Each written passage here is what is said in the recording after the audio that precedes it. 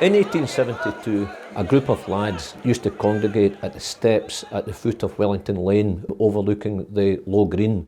These lads formed a football club called Ayr Thistle. In 1879, Ayr Thistle amalgamated with Ayr Academicals. Now, Ayr Academicals had been formed in 1876 by the amalgamation of the Ayr Academy Club, who'd been playing since 1872, and Ayr Eglinton, who'd been playing since 1875. So the town's two strongest forces, Ayr Academical and Ayr Thistle, merged in 1879 to become simply the Ayr Football Club. Now, in 1910, they amalgamated with Parkhouse, who were the town's other league club at that time. Now, Parkhouse had been founded in 1886, played initially at Ballantyne Drive, and then they moved to the racecourse, which we now know as the Old Racecourse. And in 1888, with the Ayr Football Club was moved from Beresford Park. Parkhouse moved into Beresford Park, and they'd been playing at that location since 1888. In broad terms, Ayr United Football Club was founded by a series of amalgamations and counter-amalgamations culminating in 1910.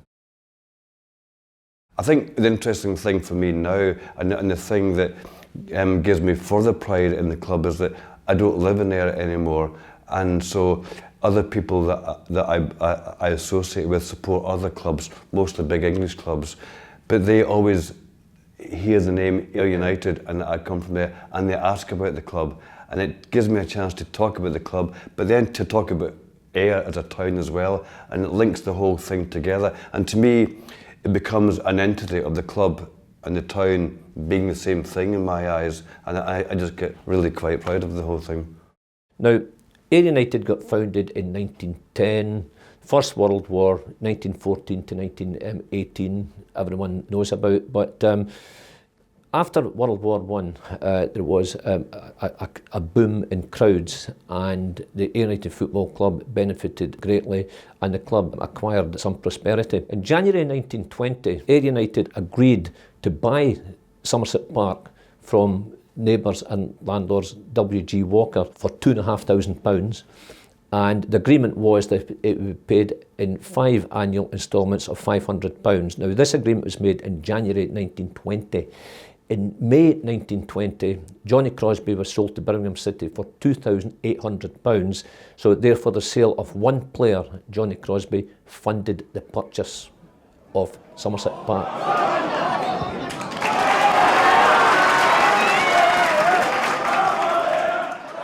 I wouldn't change it. Would not change that ground, that stadium, for anything. I certainly wouldn't change it for any of the Lego stadiums that are popping up all over the place. It's got history, it's got atmosphere, and it's ours. And I wouldn't change it. I certainly wouldn't change it for what they've got up the road. Kilmarnock, well, that's easy. Just hate them. It's an easy one, that one. I just hate them. The rivalry between Ayr United and Kilmarnock is very intense. I wouldn't want to romanticise it for 1 minute, because there's nothing romantic about it. Ayr United playing Kilmarnock here at Somerset Park, if you're in a delicate disposition, there are really things that you don't want to be hearing. It might sound a bit cliched, but quite frankly, there is no love lost at all between the clubs. You've got that 12-mile road up there, and it's just a narrow pathway up, and you've got that chance of meeting them up and down that roadway on match days, and I just think that's something else. The atmosphere is venomous, it's poisonous, it's electric, it's everything that's good about a derby. The passion is ferocious. It is this pure and utter hatred. He must have been about the only Ayr United manager that could have a pub in Kilmarnock. I know, because he was popular, and the banter was fantastic. You know, how the rivalry kind of thing. And it was never nasty in there at all. No. It was a nice bunch of lads that were in there as well. No. The fellas, and they loved him and he loved them. You but know. the banter was good. But as you said, that there's no other Ayr person could have had a pub in Kilmarnock. No way. No. But he got away with it. He got away with it, yeah. Alan MacLeod was an absolute legend. Effervescent, bright, bigger than life, fantastic character. But you think when he went to Ayr in the 60s, he went as a player, he went to help them out at the end of a season to help them out, and then he was hanging up his boots and never left. Because the next thing, that was him. After that, he became kind of coach, because the manager left and he just slotted in and he never left. But he only went to finish, just to hang up his boots, help them out to the end of the season, and that was him. And then he started doing a little bit of coaching and then- training, and it all snowballed from that. You met him in the street, he would even stand and talk to you all day about football and Ayr United and things. And a lot of managers could take a leaf out of his book. He always had a passion for Ayr United. Yeah, obviously when you go to other clubs, my heart always lay with Ayr United, but you want, wherever he was, you wanted them to do well. But the first score you always looked for, and you always looked for, was Ayr United. How have they done this week? You know, but no, he loved his Ayr United. Oh yes. He loved it. As I say, and even long after he retired, him and my mum would go every Saturday and go and watch, because he never lost his football passion, he never lost his football brain. No. You know, he loved going to watch.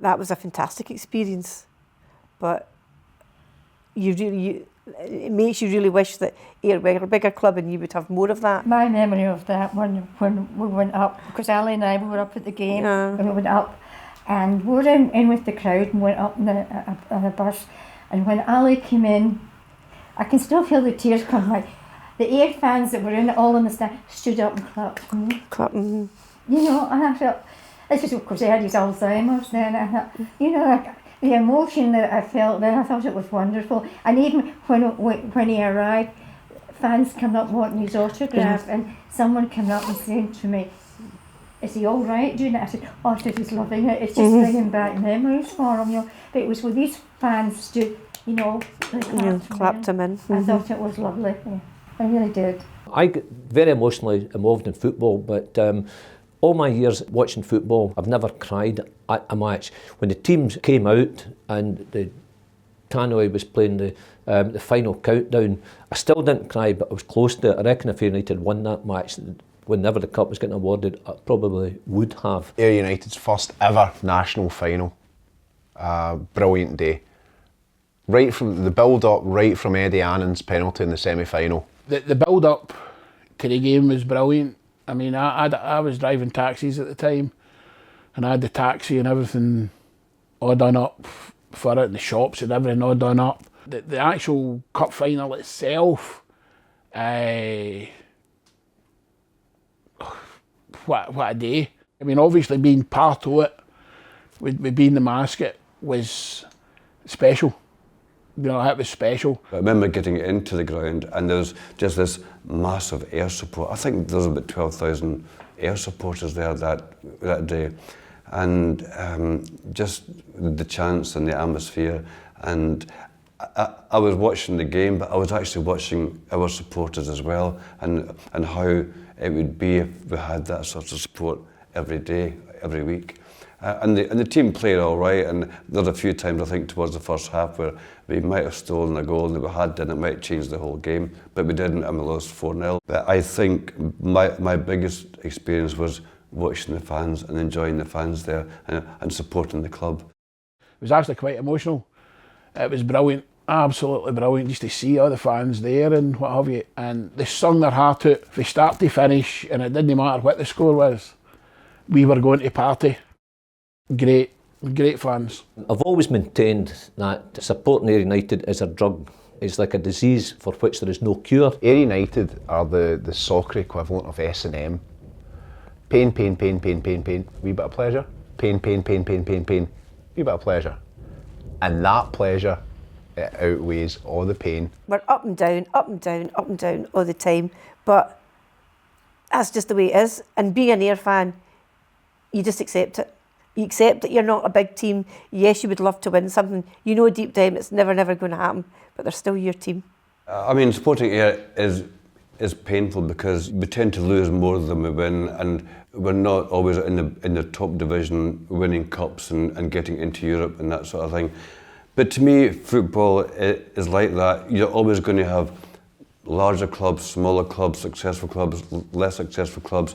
And I get it into my head that I have to accept that I could get in a train and go up to Glasgow and support Celtic or Rangers and watch success more or less every week if I wanted to. But that's not what I want. I just want to support my local team and take the highs and lows with them. And if you do that, you have to accept then that any successes you get are sensational successes. And I think that is what it is to me. It's coming back to try and get a bit of a community spirit. It's a friendly atmosphere. You have a bit of a laugh and a joke. You don't expect to win things. If something comes up, you win something, then you take it and you accept it and you enjoy it as best you can, knowing that tomorrow it might all be gone again. You can't rely on it being there forever and winning day after day. And if you support a club like Ayr, you have to accept that. There's no point. You can be pained by losing an important game or whatever, we all get that, but you can't be disappointed forever because that's what happens. That's part and parcel of supporting a club like Ayr. I think how you get by it is because we've had that many disappointments, you get used to it. But it's just through thick or thin, you know, it's your local team. If you want to go and support a winning team, then you can go up the road to support one of them. You know, I'm not talking about up Kilmarnock, I'm maybe a bit further up than that, you know. And we can always smile and always laugh. That's one thing about Ayr fans.